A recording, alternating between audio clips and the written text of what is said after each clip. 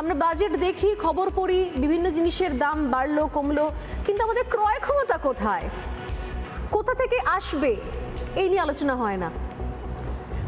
আমি জাস্ট আজকের আলোচনা আসার আগে আমি দেখছিলাম যে জাস্ট লাস্ট কয়েক বছরে মমতার আমলে শিল্পের কিছু খরা আমি দেখছিলাম, ব্রিটানিয়া থেকে শুরু করে JK tyre, Hindalco industries, Eureka Forbes, new tap technology, Gallant Ispat, green panel industry, এগুলো চলে গেছে, এগুলো আসেনি আর অন্যদিকে পরিযায়ের কথা বলছিলাম, আমি জাস্ট দেখছিলাম, আমি নিশ্চিত যে আমার প্যানেলিস্টরাও তাদের মতো করে হোমওয়ার্ক করেছেন। আমি দেখছিলাম যে মহারাষ্ট্রে 45.3% পরিযায়ী শ্রমিক শুধুমাত্র বাংলার। আমি দেখছিলাম গুজরাটে 36% পরিযায়ী শ্রমিক শুধুমাত্র বাংলা থেকে গেছে, দিল্লিতে 34%, কেরলে 20%। এত সংখ্যক পরিযায়ী ভিন রাজ্যে চলে যাচ্ছে, এ রাজ্যের হাতে আছেটা কি? ভিন রাজ্য থেকে তারা অনেকেই থাকছেন, কেউ বছরে হয়তো এক দুবার আসেন। এই রাজ্যের মানুষের ক্রয় ক্ষমতা কোথায় বাড়ছে? আমি এক এক করে আসি। আমি শুরু করব অঙ্কনকে দিয়ে, তারপর আমি আসছি ওদিকে অরিত্রর কাছে। অঙ্কন, না দেখুন, আমরা যে রাজ্যে দাঁড়িয়ে বাজেট বা অর্থনীতি নিয়ে কথা বলছি, ওই রাজ্যে তো মুখ্যমন্ত্রী ট্রেডমিলে হাঁটতে হাঁটতে বাজেট বানিয়ে দেন। মানে অর্থনীতির কোনো বিশারদ বা অর্থনীতিবিদেরও এত প্রতিভা নেই যে প্রতিভা মুখ্যমন্ত্রীর রয়েছে। সুতরাং সেই রাজ্যে আপনি কি বলবেন বলুন তো? যে রাজ্যের মুখ্যমন্ত্রী শিল্প বলতে বলেন কাশফুলের বালিশ, যে রাজ্যের মুখ্যমন্ত্রী শিল্প বলতে বোঝেন চপ ভাজো, তেলে ভাজা ভাজো, সেই রাজ্যে আপনি আজকে কি নিয়ে আলোচনা করবেন? আমাদের রাজ্য আজকে একটা SEZ তৈরি করতে পারে না। আমরা আজকে তামিলনাড়ু, কেরল, মহারাষ্ট্র, গুজরাট, হরিয়ানা এদের সাথে কিভাবে মোকাবিলা করব? আপনি বলুন, একটা বিটেক পাশ করা ছেলে, সেই ছেলেটা 25 বছর থেকে 35 বছর 40 বছর অবধি যদি এই পশ্চিমবঙ্গে পাক খায় ঘোরে, সে কোথায় কাজ করবে? অটোমোবাইল ফ্যাক্টরি রয়েছে বাংলায়, তৈরি হয়েছে কিছু, সব কিছু বাদ দিন। আপনার আমার দর্শক সকলে যারা রয়েছে আপনার আমার বাড়িতে, যে কোম্পানির মোবাইল সেট ব্যবহার করছে, আজকে ঘরে ঘরে মোবাইল, হাতে একটা নয় একাধিক মোবাইল, একটা মোবাইল আমরা এই রাজ্যে তৈরি করতে পারছি? দামি কম দামি কোনো মোবাইল আমরা কিছু তৈরি করতে পারছি না।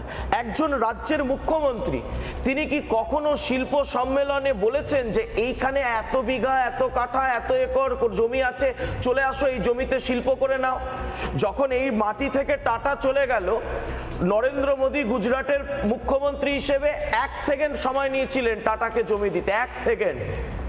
রতন টাটা জিজ্ঞাসা করেছিলেন কত দিনে আমাকে আপনি জানাতে পারবেন আমি আদৌ কারখানা তৈরি করতে পারবো কিনা? নরেন্দ্র মোদী বলেছিলেন 1 সেকেন্ড, আপনি যে মাটিতে দাঁড়িয়ে আছেন এই মাটিতেই কারখানা হবে। আমরা দেখলাম এশিয়ার সবচেয়ে বড় মোবাইল তৈরির কারখানা তৈরি করলো একটি কোম্পানি, এশিয়ার মধ্যে সবচেয়ে বড় কারখানা কোথায়? উত্তরপ্রদেশের নয়ডায়।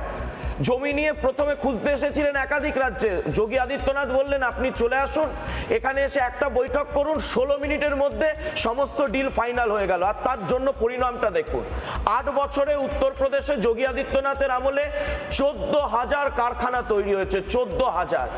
আমরা এই পশ্চিমবঙ্গে কি পেয়েছি? পশ্চিমবঙ্গে আইটি সেক্টর শেষ, সার্ভিস সেক্টর শেষ। একটা ছেলে গ্র্যাজুয়েশন পাশ করে, মাস্টার ডিগ্রি পাশ করে, তার ভবিষ্যৎটা কোথায়? সে কোথায় কাজের জন্য যাবে?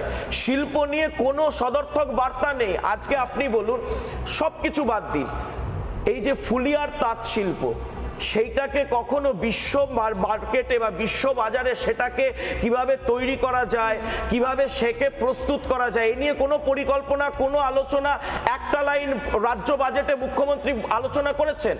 না। ধনেখালির তাঁত, এটাকে কিভাবে স্বয়ং প্রধানমন্ত্রী এসে বলছেন যে আমি ধনেখালির তাঁতকে বিশ্ব বাজারে পৌঁছে দিতে চাই, কিন্তু তিনি তো রাজ্যের অসহযোগিতা নিয়ে তো করতে পারবেন না। কিন্তু রাজ্যের মুখ্যমন্ত্রীকে এই নিয়ে কোনো কিছু করেছেন? না। ওদিকে দেখুন, লুধিয়ানা একটা সময় আমাদের থেকে পিছিয়ে ছিল। লুধিয়ানা আজকে, লুধিয়ানার যে কাপড়ের ইন্ডাস্ট্রি, সে আজকে তত্তর করে সারা বিশ্বে চলে গেছে।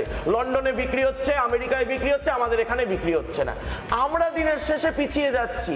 মাথা পিছু রোজগারে একটা সময় বাঙালি, পশ্চিমবঙ্গের মানুষ গোটা দেশের মধ্যে প্রথম 3টে রাজ্যের মধ্যে ছিল। আজকে এই বছর যখন আমরা 26 সালে আলোচনা করছি, আমরা 25তম স্থানে নেমে এসেছি। আমাদের ব্যবসা নেই, আমাদের শিল্প নেই, আমাদের কর্মসংস্থান নেই। রাজ্যের মুখ্যমন্ত্রী এমন একটা রসাতলে নিয়ে গেছে যেখানে আজকে আমরা আলোচনা করি না, প্রত্যেক দিন আমাদের সাপ্তাহিক খবর হচ্ছে এতগুলো কারখানা বন্ধ, এতগুলো চটকল বন্ধ। তাহলে আমরা দিনের শেষে কি পাচ্ছি? আমাদের প্রজন্মটা কি পাচ্ছে? নানা ধরনের কন্টেন্ট দেখার জন্য লাইক করুন, শেয়ার করুন আমাদের ফেসবুক পেজ, সাবস্ক্রাইব করুন আমাদের ইউটিউব চ্যানেল। পাশাপাশি অন্যান্য ব্রেকিং নিউজের জন্য অবশ্যই চোখ রাখুন রিপাবলিক বাংলায়।